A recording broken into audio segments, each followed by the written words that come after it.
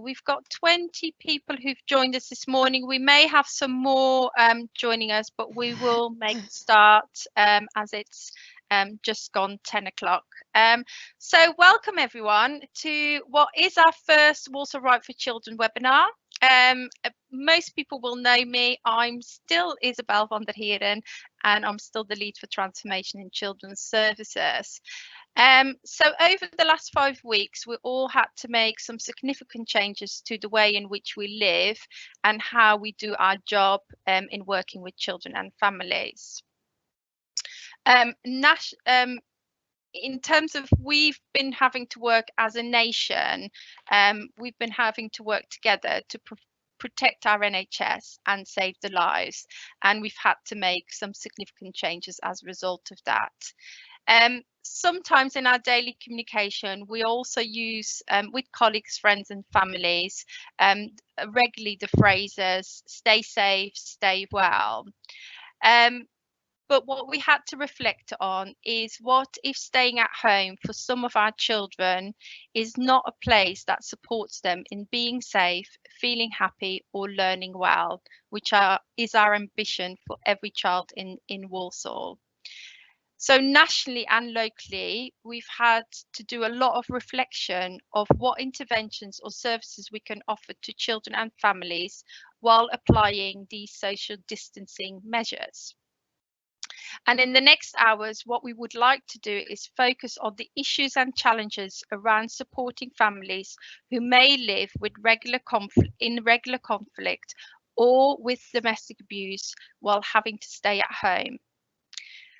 I'm hoping that this hour will provide us an opportunity to reflect on some really important key messages that can help us to support these families and children, to provide you all with information on what help and support is available now and in the future. But also, more importantly, we also want to take today as a reflection point to start thinking proactively about the support that we will need to provide when things return back to normal. Some of our children will have, a lot of children will have experienced some form of trauma. But for those children who live in households where there's regular conflict or there is domestic abuse, that trauma may be significant, and therefore we need to think about when we come out of lockdown, when we are able to open our services more widely and provide some of that face-to-face support and interventions again, what we can do to support them in the best way possible. So in the next hour, 45 minutes, you won't hear from me on those key messages, but you'll hear from some of the important players in Walsall who are providing support for children and young people around domestic abuse. You'll hear from Kim Medill, who's our superintendent for Walsall Police Service. You'll hear from Sarah Ward, who's the Chief Executive of Black Country Women's Aid. We'll be joined by Julie Jones, the Group Manager of Early Help, and also Davina Layton, who's the Interim Chief Executive of One Walsall, supporting our voluntary sector providers. They will share with us some of their reflections, key messages, and their current and future response to children and families who will need help and support around conflict, around to have experienced conflict or domestic abuse. So we're hoping by the end of the session that you feel enabled with the right information, you feel equipped with the right information to help us to spread those key messages, reflect on how we provide the right help and support to those needed now or in the future, and start reflecting within your role or your organisation the help and support you may be able to provide to those children who need it when things return back to normal.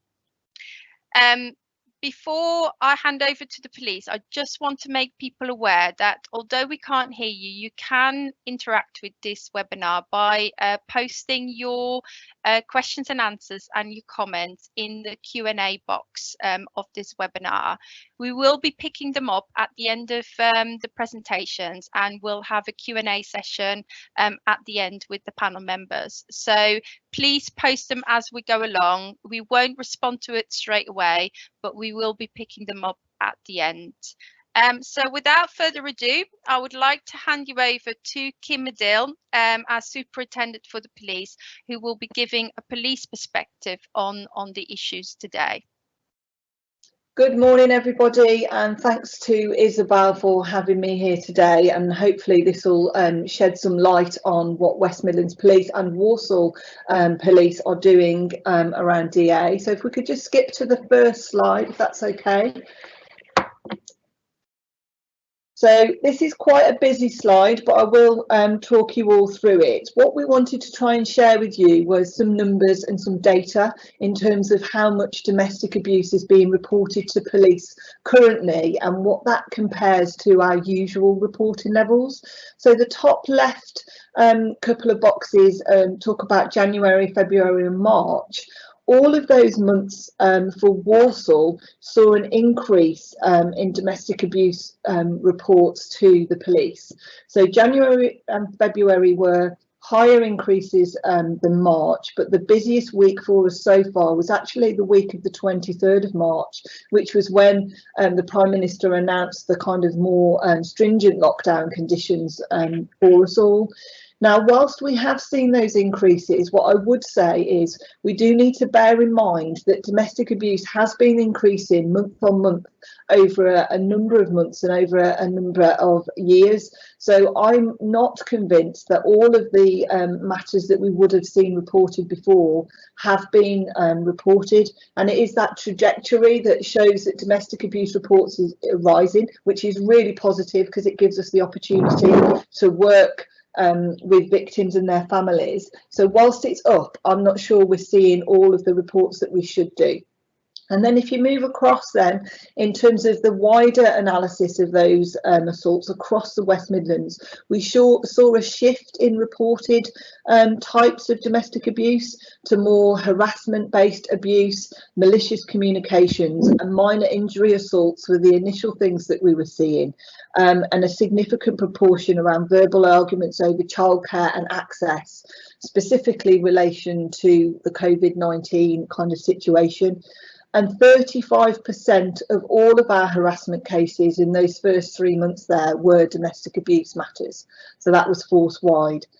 And then if we have a look at where we were in April, in the first 2 weeks of April, again, domestic abuse reports in Walsall were up. So we can see the figures there. Last year in 2019, we had 141 reports and we had 162 in the first 2 weeks of April this year. And then when there isn't a crime, but we do have a contact from somebody who is a victim of domestic abuse, we record something called a non-crime matter, and they were down slightly. So we had 127 in the first 2 weeks of April last year and only 125 this time. So I checked where we were yesterday, and we have shown an increase of nearly 17% this year so far from the start of April compared to where we were last year for domestic abuse crimes being reported. So again, we are seeing an increase, but I'm not 100% yet that it's where we need to be, so we shouldn't be complacent. And then just a comment there around what happened over the Easter bank holiday weekend. We started to see a higher proportion of more significant levels of violence used both in partner and partner domestic abuse scenarios, but also across the wider family setting as well. So it started to kind of increase in terms of those level of violence, probably due to the almost pressured environment that many people were living in during that time. So overall, over West Midlands in its entirety, there has seen a slight decrease in reporting of domestic abuse that we haven't obviously seen in Walsall, but I do need to stress you know, whilst we've had some increases, it isn't that all of these cases are being reported, because it is a hidden crime. And I just wanted to say as well that domestic abuse does remain a priority both for us in Walsall, but also at a force-wide level. It's discussed daily in our meetings to make sure that we are dealing with cases appropriately. And in Walsall itself, we talk about every single morning, if there are some offenders who have committed domestic abuse offences, who are they? And they are allocated to a team to go out and try and make that arrest immediately, you know, within those first few hours of that offence being committed. If we don't manage to locate those individuals, we then have a weekly meeting to work out who is still outstanding for domestic abuse offences and who then will take responsibility to try and get that. So we have a daily process and a weekly process. And this week, on Tuesday, we had 12 people that were still out there looking for, that have remained over from that last week, where we've had reports of domestic abuse but haven't yet been able to locate and identify that offender. But that work is a priority and it continues every day. And then I just wanted to mention MARAC. So for those who don't know what that is the Multi-Agency Risk Assessment Conference, and it's where as partners we come together and talk about all of the high risk cases of domestic abuse in the borough. We have seen a reduction in the referrals from partners into that meeting, so I would encourage you to refer if you are still getting reports of domestic abuse where there is high risk. Please do refer them in. But from a police perspective, those numbers have remained stable, so we are still seeing high risk victims contact the police and those referrals going into MARAC. So that's the commentary around that slide. If you do have any questions, pop them in the box and we can answer them at the end. But if we could move on to the next slide, that'd be really helpful. So as I just said, it's really important that we don't remain complacent about potential underreporting around DA. So West Midlands Police, in conjunction with the Violence Reduction Unit, the Office of the Police and Crime Commissioner, and also the DA consortium of a number of partners, working with our corporate communication team, have developed a domestic abuse campaign. Some of the images are on the screen there of some of the pictures we've put out, and the one in the middle is actually the national campaign from the government around domestic abuse. We've also purchased advertising sites outside supermarkets across the Force area, and for Walsall there are 2 of those, one outside Sainsbury's at Reedswood and one outside Asda in Darlaston, where these messages are up there as well, because we anticipated that victims may well still be going out shopping at those locations, hopefully might see these messages and realise that actually we are all still open for business around domestic abuse. The campaign has obviously been driven by that knowledge that victims and offenders are likely to be in that same location for prolonged periods of time, and that victims might find it more difficult to have that opportunity to report to police or other agencies currently. There's some key messages from this. If you are talking to victims or you get a report yourself from a victim around domestic abuse, the best way, unless it's an emergency, of course, if it's an emergency, call 999, but the best way to get in touch with us currently is via our web chat on the West Midlands Police website. And the reason for that is we are more easily able to prioritise those domestic abuse contacts there, because we can see the text of what somebody is writing into that web chat. Whereas if you're holding on 101, we don't know necessarily the detail of that call until we answer it. So please push the use of the web chat, and it might actually be safer for a victim to be having that silent communication perhaps with us on that web chat, rather than trying to make that 101 call if the perpetrator is in the house. The other key messages, as I've just said, DA services are still in operation, and as professionals, just a reminder, you are our eyes and ears out there. Please encourage reporting and make referrals as you would ordinarily do. The police response, as I said, is business as usual. And we're also asking that businesses seek to support colleagues who may well be experienced domestic abuse as well, by referring them to services and maintaining contact with anyone who might be working from home. And overall, the key message is victims are not alone and help is still available. Since the campaign went live, we have seen an increase in reporting to police, which is good. Again, we can't necessarily attribute it to the campaign, but you know, we hope that it is having that kind of impact. So that is still good that we're seeing an increase. Okay, again, if you have any questions, pop them in and we'll answer them at the end. And if we move just to the final slide for us. So just a bit of advice coming out of the post-COVID period that you might want to start thinking about now, and there may well be another webinar that you can log on to this later next month. But trauma is really going to be manifesting itself into a number of our families across the borough, and that might then start to appear in behaviours once lockdown is lifted, in terms of both victims and children, for what they might have experienced when they've been in this difficult situation. And we might anticipate that actually we'll see a spike even more in reporting when people feel they can come forward and perhaps report things that happened to them during lockdown. So some big piece of advice from me then is we need to be trauma informed in our approach to children and victims, and be ACE aware. So adverse childhood experiences, domestic abuse is a key one of those, and behaviours of children may be different as a result of the trauma that they've experienced during lockdown. Make sure you're aware of all those processes and referral mechanisms that are available to you as professionals, so that if victims do come to you, you know how to make those referrals. And be alive to those reports and behaviours, and be ready to be extremely supportive to victims and their children when they do start to talk about what might have happened to them. And then I just want to mention MARAC again. So the high risk cases are still being discussed in a virtual setting currently, and there might be some learning that we'll take from that that we'll use moving forward.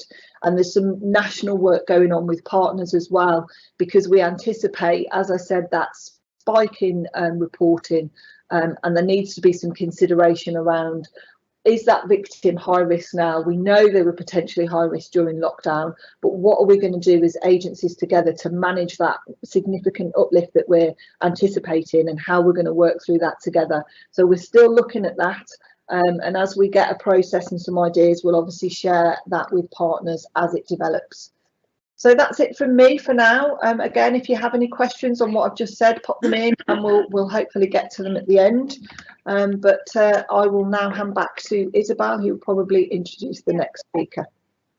Thanks, Kim. That was really helpful. And like Kim said, we haven't got any questions so far, but we'll pick them up at the end if people have. So please post questions or comments, or, you know, kind of concerns you have, or kind of anything that would help you to kind of get the right information that you need today.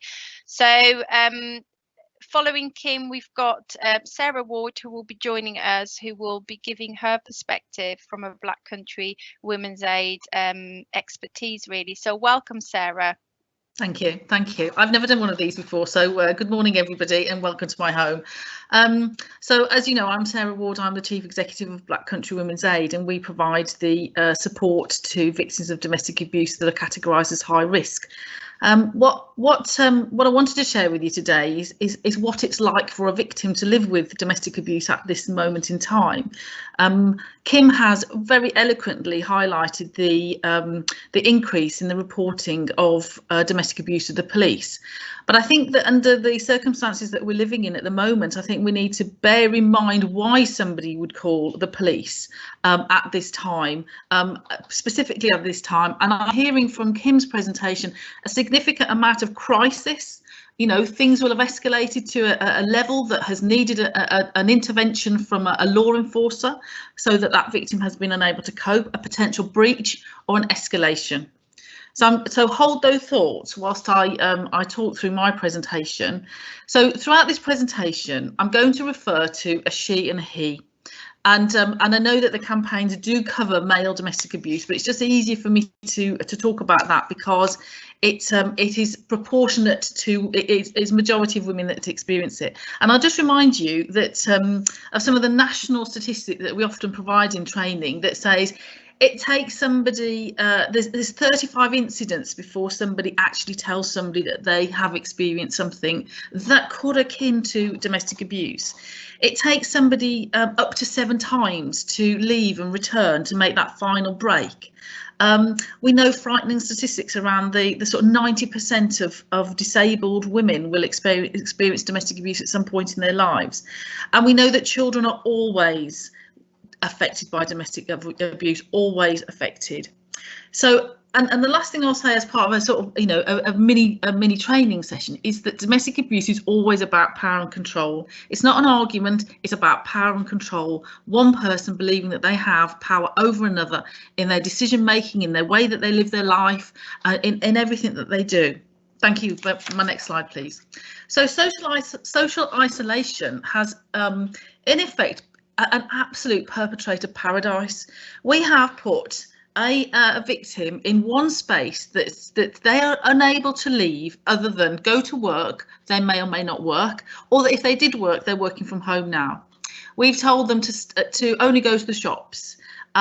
We know that there are financial challenges with that. We know that you know, vouchers might be coming through web pages, and so face-to-face contact. We know that all our services are now delivered on a telephone. So what we've done is we've locked down all the interaction that somebody may have had to enable them to have a conversation with somebody else. And it isn't always easy to make the call. So remember, the control is being taken by the perpetrator, living in this a very tense situation. So the effects of isolation will have quite an impact upon the victim, and hearing that our lockdown will continue, possibly with children at home, possibly until September, we really do have to think about the impact that this is going to have on a victim's behaviour. So over this time, you know, if you're isolated, what we all know is that they're unable to identify their own feelings, unable to make simple decisions, unable to feel safe alone in the quietness of their home, because we know that behaviours of perpetrators has been, even if there's nobody in the house, there's always someone in the house for them. The feeling of detached from people in their lives, well, they're detached from all of us in some ways. Yes, we are here, of course we are. They may feel anxious, and they may display that anxiety in a range of panic attacks or reactions, anger even, frustration, upset. They may have difficulty concentrating. So why can't they make a decision? And the frustration of why can't you make a decision? This is really awful. So this is coming down in on them every day, and certainly developing depression or depressive symptoms. And the social anxiety. Well, if they experienced that before lockdown, and the length of time of the lockdown will have a significant impact upon them. Thank you. My next slide. OK, so just a summary on isolation. It's a perfect tool for perpetrators. And again, if we're refreshed about our understanding about domestic abuse, that isolation is the first step that an abuser uses to convince a victim that their control is the most important in the world. And lockdown has cut off many of the friends and family. So the abuser now has a greater amount of control within that relationship. And abusers can escalate to other harmful behaviours. So what happens is that victims will talk to us about how they survive an abusive relationship. So Kim talked about how they make contact, and as I say, that's at a point of escalation. But what victims will do, knowing that where can they go? So the messages that Kim said, and I'm going to reiterate them, is about saying that the numbers, the contact, the ways to contact are really, really important that we get those messages out, because the victim will know their perpetrator better than anybody else. They know the triggers, they know the signs that will sort of rile them, work them up. They know that if the kids are particularly noisy, they know if the house isn't particularly clean. They're having to manage this hotbed of tension. So they will automatically go into a survival mode. So I say that victims tend to focus on their abuser and design their lives around them. And at this time, it's a matter of just keeping the peace and survival. I can't stress that enough. And victims do that anyway, but can you imagine that the world has just closed in on them? Their connection with their friends and family has ceased. You know, we could be all FaceTiming and house partying, all that. That may not happen for some victims. It may be happening, but actually under the control of the perpetrator, who is controlling what they say, how they say it, why they say it. So the issues about, you know, when somebody makes a call to the police isn't the same about when they're ready for support. And that's why Isabel's point about what we do now and how we prepare for the future is really, really important. Thank you. My next slide.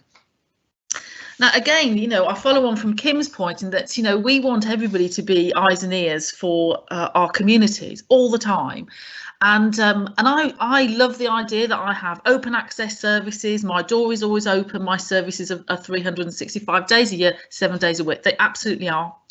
But I know that partners in Walsall will be connecting with families far more than I will, and certainly you know, other partners. So my advice to you is, you know, look for signs in the adult or child's behaviour. What you're doing is you're assessing changes. There are no, you are the best people who know the people that you support or help or educate. You are the best people. So assess their changes. You know, are you seeing any changes in their behaviour, their mood, their upset, their anxiety? What are you seeing? You know, it's okay to ask about how things are at home. What you're doing is assessing risk. We assess risk all the time. Risk will change and escalate. You're seeing them on a more regular basis than anybody else. You are there. You are, Kim, as Kim says, our eyes and ears. Ask if they're able to connect with their family through technology. So what you're doing there is you're assessing the isolation and connectivity. Some abusers control the use of technology, have access to it, will see it. So they will measure how they're using it. Sometimes they say, oh, you can only use it for an hour and I'll give it to you. So they're controlling the use of that technology. So what you're needing to do is assess their isolation, connectivity. How are they connecting? How have they got this opportunity for the live chat that Kim mentioned? Have they got the accessibility to the WhatsApps and other means of communication that we've all responded to enable somebody to access help and support? Are they able to go to the shops and do exercise? You know, that 1 hour, that one window of opportunity, we don't want to lose that. So you're assessing the isolation, you're assessing the connectivity, and you're assessing the opportunity to talk. Kim again mentioned the campaigns at the supermarket. So clearly they're there for a reason, and we are just about to target all the pharmacies. So when I talked about people who may be experiencing depression, you know, again, what we want are these sort of drip feeds of information that are available to victims. So you're assessing the opportunity to talk. Ask if they want to talk to someone, and if they want someone, it's okay, it doesn't have to be you. You are the window of opportunity for access to help and support. We're all here, you know, you're all there wanting to watch this, which tells me really brilliant things about people in Walsall. So what we need to do is we're assessing how they're managing a situation. I told you about how they cope. I told you about the survival mode. And if they were to talk to somebody, how could we reach in? And we have loads of different arrangements with people that they say, you can only phone me at this time. You have to use a safe word. You've only got 10 minutes. And you know what? I'm okay, because what we're doing is we're able to build a relationship and assess risk constantly. We're able to assess that isolation, all the things that I'm telling you to do is we're doing that when we're able to just get that window of opportunity to make a connection. Ask if they know what to do if things escalate. Who knew about the 55 number, the live chat? All of this is becoming much more accessible, and we understand how we can connect. You could be the only person that tells them this if they've never seen any of our information and the publicity, been to the supermarket or anything like that. You know, do they know what to do? And that whole reassurance that we are seeing an increase in reporting, because I believe there is a confidence in that we are responding. And that's really important, the confidence to respond, because all victims will always say, you know, what are you going to do? You know, I'm left with him when you've all gone away. So that confidence to talk to somebody. So ask if they know what to do to escalate. They're managing the situation now.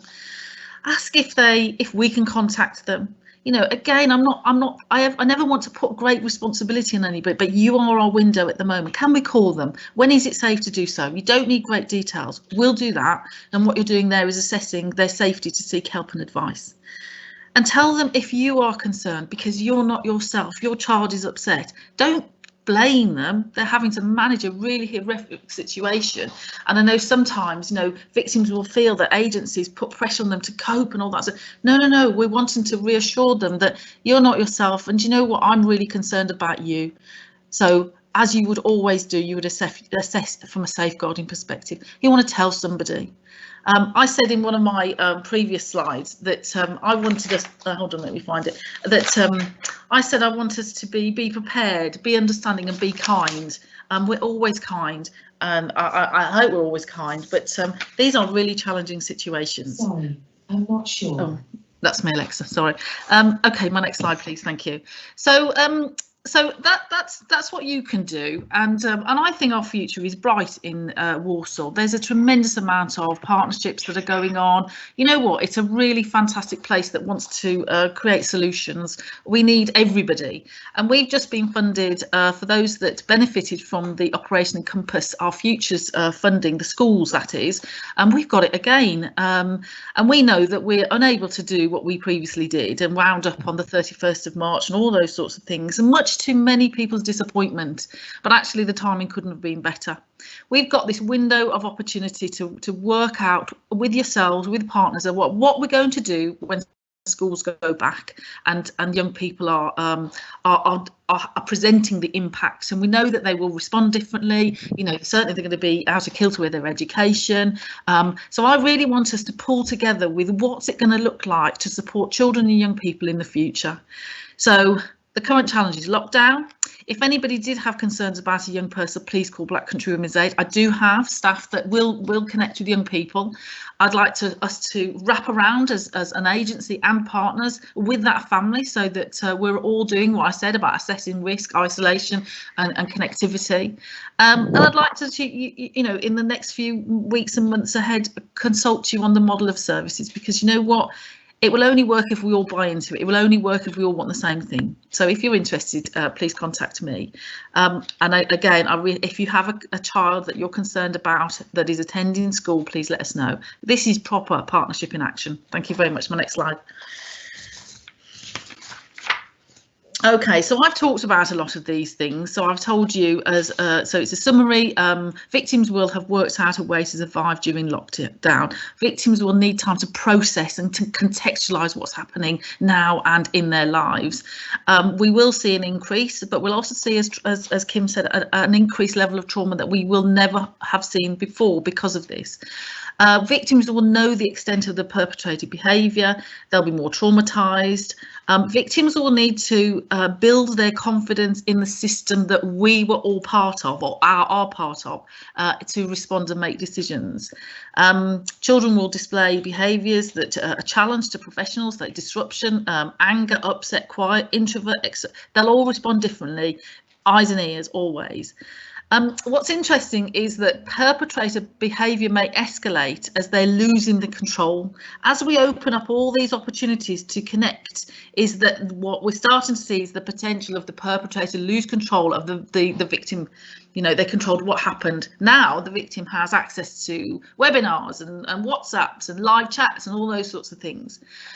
We're also concerned that when the lockdown happens and we're all celebrating, for a perpetrator, this starts is that all our doors open again, and the lockdown may last longer than the government guidelines. We're all ready to sort of, you know, get going, but actually that they will feel or they may feel slightly challenged by that.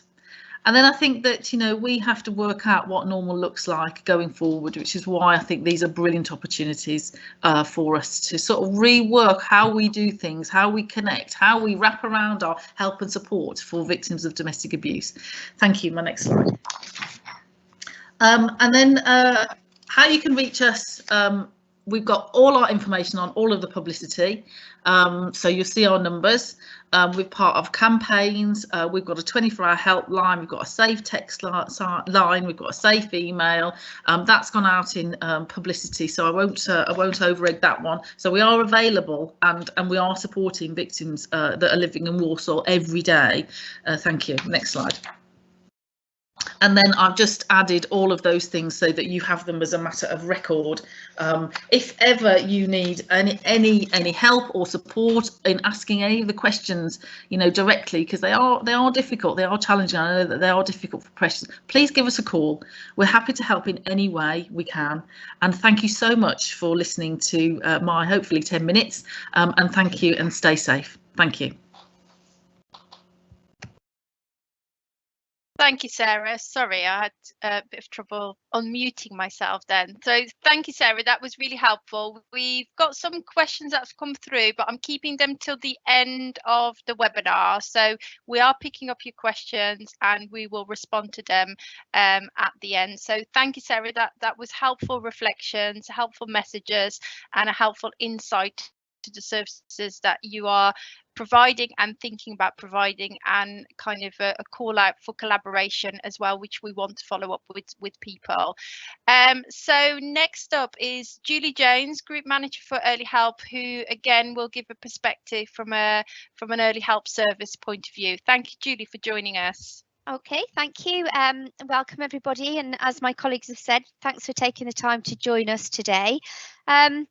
If you could just go to the first slide, Kerry, please. Thanks. As Isabel has said, I've been asked to come along to talk to you really about the approach that our early help practitioners are taking, and following on from what Sarah has said really about the practice that we can all put into place, the support that we can try and give around our limited sort of availability that we are currently able to give to some of our children and our families. So within Walsall, just to give you a little bit of a background, over the last 12 months, a third of all of our new referrals that have come into our service are the main reason first around children and young people's behaviour, and then the second reason domestic abuse. And as I'm sure you can appreciate, often those are very much connected because children's behaviour will manifest in various different ways.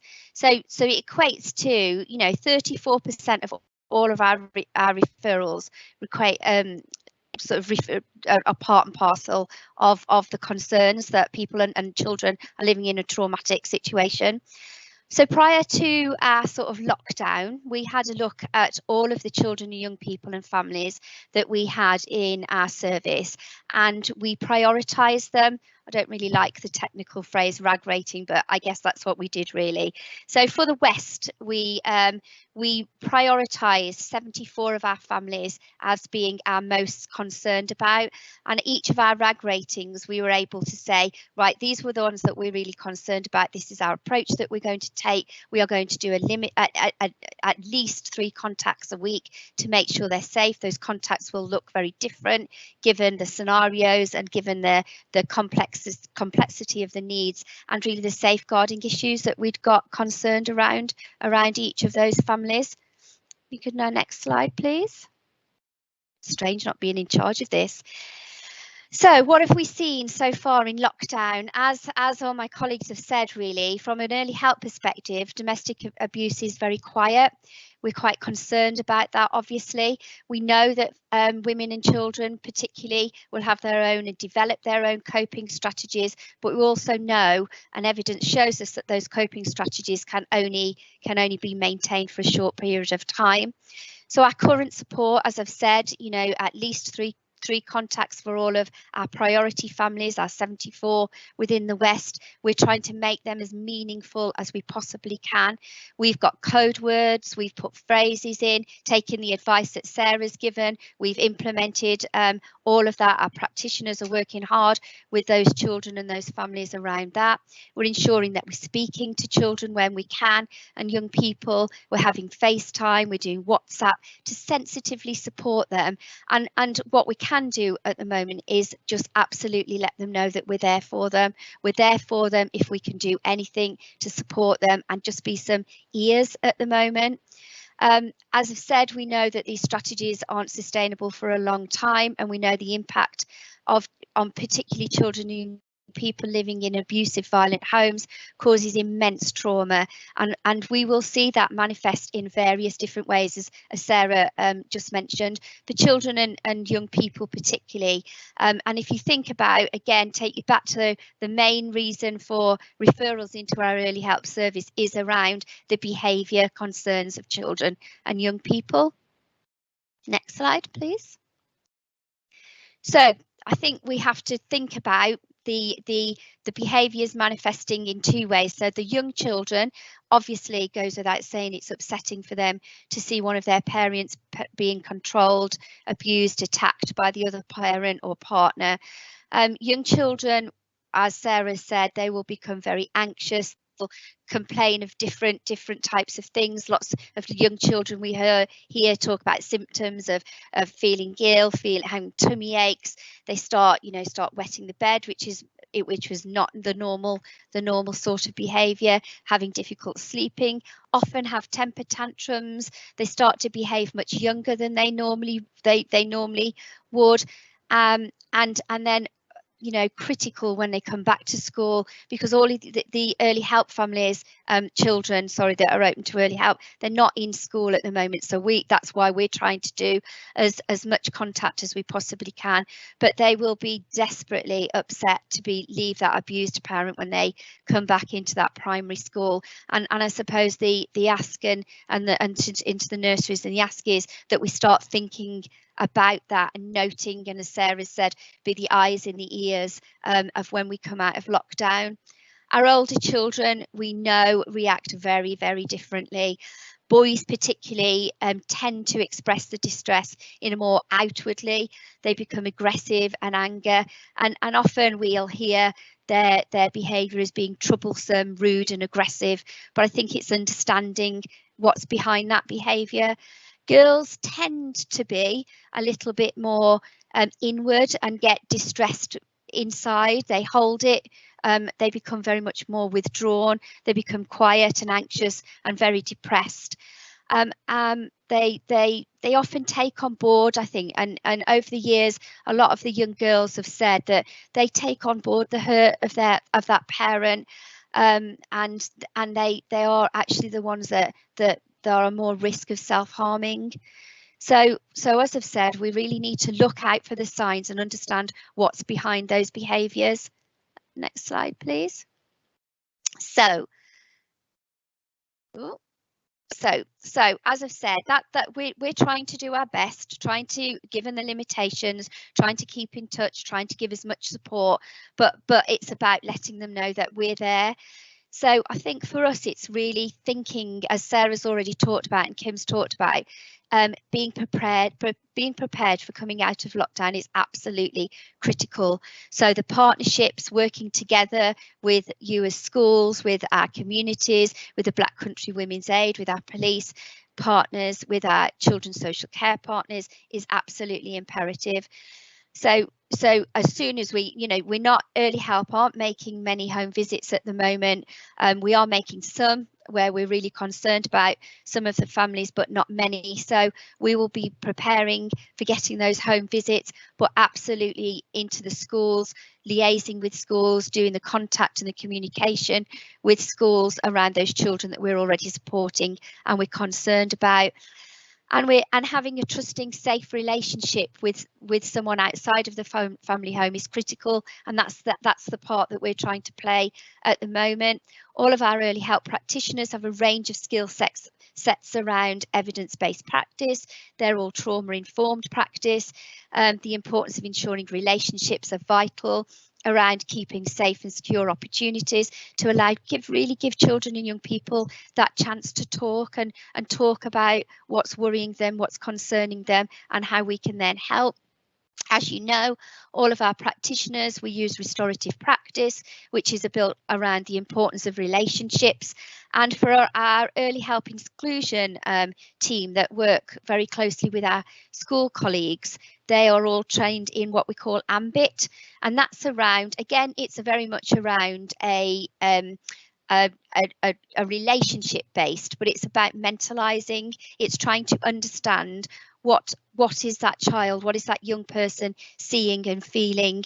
And there's a diagram there which you can't see. I know it's not great, but it's the typical tip of the iceberg. You see the behaviours at the top that's outside, but actually it's trying to understand what's sitting behind there. We know our mind drives our behaviours. So when young people are worried because of, they're trying to do, I'm hoping that, you know, I'm worried about, it's trying to mentalise and really understand what's sitting behind those behaviours that I think we need to work together. And I know that Kim's alluded to another webinar that we're planning, and actually, if it would be helpful, thinking about doing something around our approach in a restorative practice and the mentalisation, the ambit in the next webinar in preparation for coming out of lockdown. I think that's the end of my slides. So thank you all very much for listening, and any questions, please ask. Thank you, Julie. Thank you. That was really helpful. And yeah, we get quite a number of questions coming through now. So thanks for those. And again, just to reiterate, we'll pick them up towards the end. So just to introduce Davina now, who will give a perspective from a community perspective and one Walsall. So over to you, Davina. Welcome. Thanks, Isabel, and just clarity on my name. It's formally Davina. I prefer to be called Dee, which is why that's on the slide. So moving on to the next slide. No, that's fine. Moving on to the next slide. Okay, so for those of you who aren't aware of One Walsall and what it does, One Walsall is the infrastructure organisation for the borough that supports the voluntary and community sector with remaining sustainable, with applying and gaining funding, with governance issues, whatever it may be. One Walsall is there to support. We liaise very closely with statutory organisations in relation to the council, the clinical commissioning groups, the police obviously, and support in a variety of ways. So we work with a diverse range of organisations right across the borough, some of them who are named below, specifically in relation to domestic abuse and vulnerable adults and children. Now, these organisations can be of varying shapes and sizes, the larger ones like Black Country Women's Aid, Victim Support, Street Teams, etc. But we also support the really small grassroots organisations that may be completely user-led, completely supported and run by volunteers. And what we can do in relation to all this information is bring people together, support collaborative working, more formal partnership working. So work in the community can be actually both very local and also on a wider outreach basis. What we're currently doing at the moment in response to the COVID-19 is supporting the current volunteer kind of drive where loads of volunteers are wanting to sign up. And we currently have over 600 volunteers who've signed up through our volunteer portal on our website. And we're coordinating the ask from the community and matching volunteers to that ask. What we're also saying is that a lot of these volunteers will be the new eyes and ears of the community, going out, whether they're delivering food parcels, picking up and dropping off prescriptions, etc.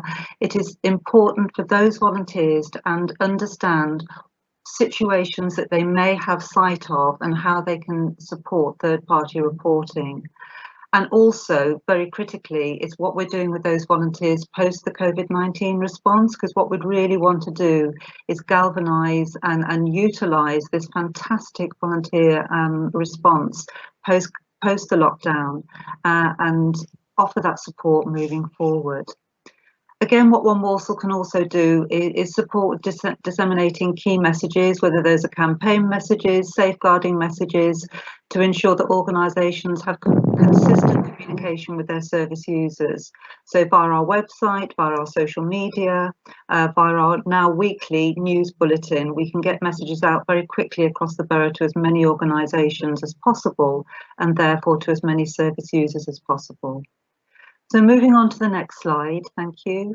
Thank you. So looking at the wider support, we're already thinking, as Isabel and Sarah alluded to earlier, about support post COVID-19, post the lockdown. And what we're concerned about primarily is the economic effect of the current situation. We're hearing about it on the news more and more at the moment. There are organisations across the borough of all shapes and sizes again who live on a knife edge in terms of their funding and finance. And we are quite prepared for the fact that not only in Walsall but regionally and nationally, the voluntary and community landscape is going to look very different when we come out of this, sadly. We will lose organisations along the way, without a doubt. And it's looking at how we can support those organisations that are springing up to fill those gaps in service delivery moving forward, but also during the current period, how we can support in any which way we can those organisations to remain sustainable at the moment. So we'll continue to participate in the work around reducing parental conflict that we're currently involved with in terms of domestic abuse before relationships deteriorate. So my colleague David Benge is working very closely with the council on that piece of work. I'll continue to work closely with the Birmingham and Black Country STP and locally with the Walsall Together Board to ensure critically, and it is critical, that the work of the sector is built into the current and future pathways regarding domestic abuse and safeguarding vulnerable children and adults. We'll also continue to support organisations who may be struggling as a result of the current situation. And you're aware that the government has promised this 720 million, 370 million of which is going to smaller organisations.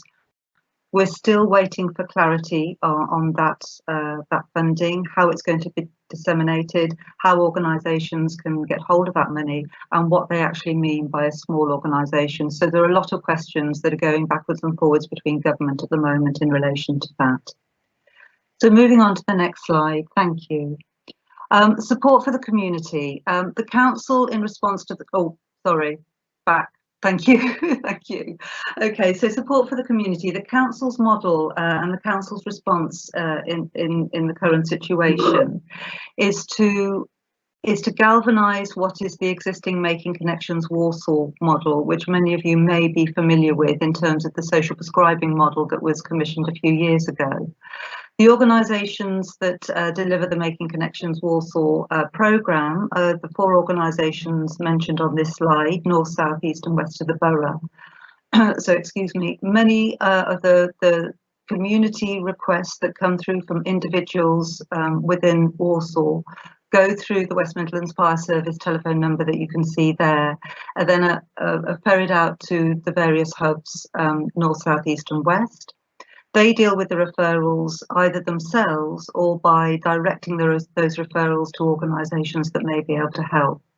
It's key to state here that none of those organisations listed there, excuse me, are domestic abuse specialists, but they would know to link in with people like Sarah's organisation in terms of any domestic abuse specific instances.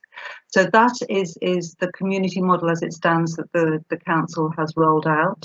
It is working effectively. They are absolutely inundated. They're working with delivering food parcels, that kind of thing, and responding to the immediate needs of individuals that have hit crisis point at this time. So moving on to my final slide. Thank you.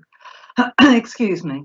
Engaging with the sector is something we do as a matter of course, but in this time we're changing our model of the forums we usually hold on a regular basis across the borough to virtual forums, and the first ones are taking place next Tuesday and Wednesday for, again, north, south, east and west of the borough. We need to make sure that the voluntary and community sector is aware of the Making Connections model and how that's operating. We need to ensure that the sector is engaged with us to come to us for help before they fall off a financial cliff or run up against resource issues that really cause them service delivery issues. We really want these virtual forums to provide a platform for organisations to ask questions and raise concerns about their current situation, because the sooner we know about the things, hopefully the better it is that we can support. Thank you. One Walsall will provide a vehicle to update the sector on our current focus and direct people to our website. And our website has been completely revamped to respond to COVID-19. It has the two main areas, which is the volunteer link where you can sign up to become a volunteer. And as I said earlier, we've had an amazing response in 5 weeks. Over 600 people have signed up. And we also have a site where people can go to find out useful information about the current situation, to do with managing your organisation, to do with volunteering issues, that kind of thing. And moving forward, we will continue the virtual forums, which we've already had a good sign up for next week. And we'll be dedicating one of these, as was discussed in a meeting yesterday with Kim and Sarah, to the specific issue of domestic abuse, and we can gain relevant speakers on that. So that's where we are as an organisation at the moment. Obviously, like everyone, it's all hands to the deck in terms of responding to the current situation.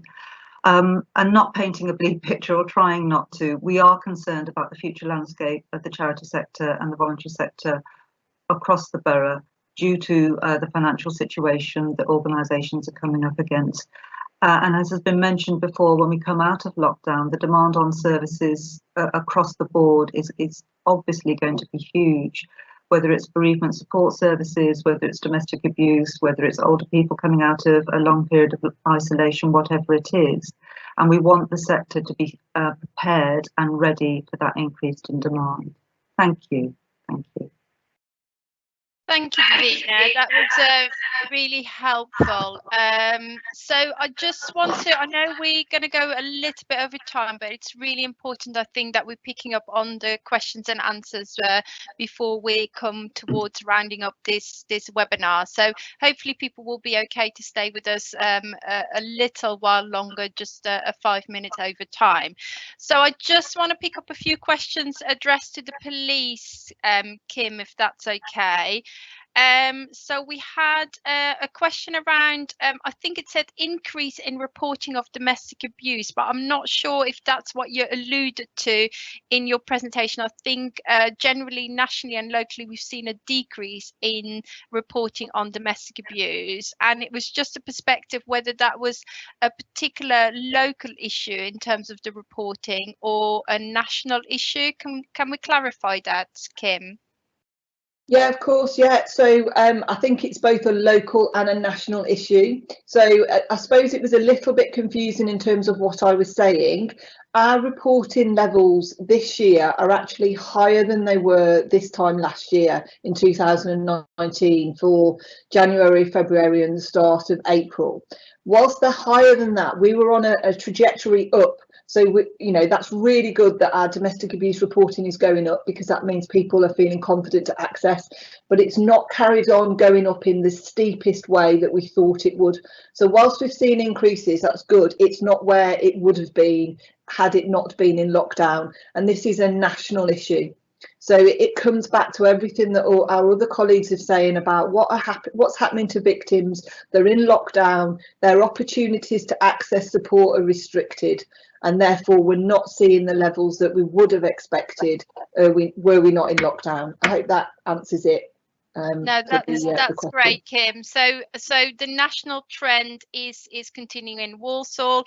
We were expecting to continue to see an increase of reporting, but we've seen a decrease since lockdown to what we were projecting to see going forward. And that's where the messages of, reiterating to people that support and help is available, that people can report it, but actually where people don't feel safe to do that now, how we can provide that support when we come out of lockdown. So really important messages. The next one again, Kim, is for you and for Sarah. So we talked about domestic abuse and reporting, and that people could report online or through the chat. There is a question, and also refer into Black Country Women's Aid. There is a question around what if people haven't got internet or they can't report it themselves? Could professionals report incident? And could also, the other question side of that question is, could professionals refer into support services on behalf of the victim? Shall I go first then? Yeah, go first, Kim. Yeah, absolutely, via the web chat. So as a professional, if a victim reports to you or you've got that safeguarding concern, more than happy that you go onto web chat and you put that information into web chat. It will be prioritised due to the kind of the matter that you're reporting in that kind of mechanism, so you can do that on their behalf. Definitely. The challenge obviously that we'll then work through probably with you is then how we then make safe contact with that victim to take that report, etc. But we will take them from third parties. Okay, thank you. And Sarah, for you, in terms of Black Country Women's Aid, can professionals report or refer directly into you? Oh, she might have her mute on. Let me just have a check. Unmute. Yeah, sorry. Yeah, unmute. Sorry. Professionals call us all the time, and of course, not wanting to compromise any GDPR or anything like that, we do ask professionals to sort of seek permission from the person who they're calling on behalf of, and that's courteous. That's showing that that person remains in control of what's happening now. I go back to my slide that I said about, you know, all those little things that a professional who is in contact with a person can assess their risk. So how will we contact them if they have no internet access? Is it that we can call them, you know, so this is where we be creative. Is it that when they're dropping their child off at school, we can have a conversation at the school? You know, can we phone the school? Can you let us know that they're here for 5 minutes at 9 o'clock? We'll phone the school at 9 o'clock. So the assumption that everybody has this technology is how we start to sort of then decide our responses. The reality of it is that victim may not have access, even if they have got their technology, they may not have access to it because the perpetrator has control. So the more we can be really creative about how we connect, and we'll phone anybody, anywhere, anytime. And we'll do, as everybody has said, you know, how is it safe to do that? And if it's better to have a 5-minute call 5 days a week, then that enables us to assess their risk and have that constant dialogue with professionals. That's really important. So your technology is their technology. Right, thank you. And I want to pick up on, I think this goes nicely into, we had a question around what if victims don't want to engage, and previously getting a sense that if victims don't want to engage, we can't accept a referral. I think this links in nicely so with what you alluded to, Sarah, the need to work together. So who's got that relationship, and how can you, in terms of Black Country Women's Aid or police, if that victim's not ready to, you know, kind of report, then how can we work together to get them in a position where they're ready? Because what this question refers to is that it takes 7 times to leave a perpetrator, but people feeling when they make a referral and it's refused down to non-engagement, that they feel there's a blocker there. So do you want to respond to that, Sarah? Yeah, of course. Your view. I think that we have to remember our victims are people. And so what victims have told us is that that they feel sometimes that there's a tremendous amount of judgment about the decisions that they make. So why didn't you leave? Why are you living like this? Why are you putting your children through this? Why are you doing this? Why don't you want the help and support? It's out there. And I think that we have to understand that additional pressure that we may put on people. So I think if we haven't understood the partnership and the role of the partners and what we're all here to do, you know, the best person to promote Black Country Women's Aid is Black Country Women's Aid. But actually, I want everybody in our community who is connecting with a victim of domestic abuse to be part of Black Country Women's Aid, encouraging, and we talk about motivational interviews and training and things like that, encouraging that nobody's going to judge them. Nobody's going to judge a bad parent or why did you get into this mess or anything like that. We just want to handhold the support, because I know when somebody comes into a support service, I know that they've either been told to by a social worker or or felt the pressure to do so. And actually, I know when they receive support, we put the control back into their hands as to what do they want to do. We don't compromise on safeguarding, but we enable them to understand what they're living with. And do you know what? Nobody should be abused. Nobody should live like this. And really, this pulling together is needed more than ever. So if you didn't know about Black Country Women's Aid, please find out about us. You know, we've got a really good website. We've got lots of information. And it is about those conversations to facilitate and handhold a victim into help and support.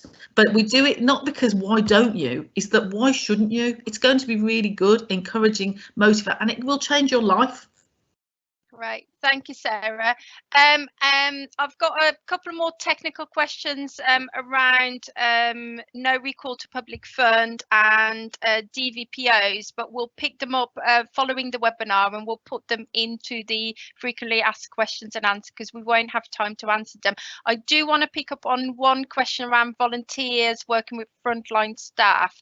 So there's a question on, are we going to test out you know, do some more work around volunteers and frontline staff working together to support children and families coming out of lockdown. And I think that's very much the ambition of the community hubs and the development of the community hubs. So Davina, do you want to respond to that?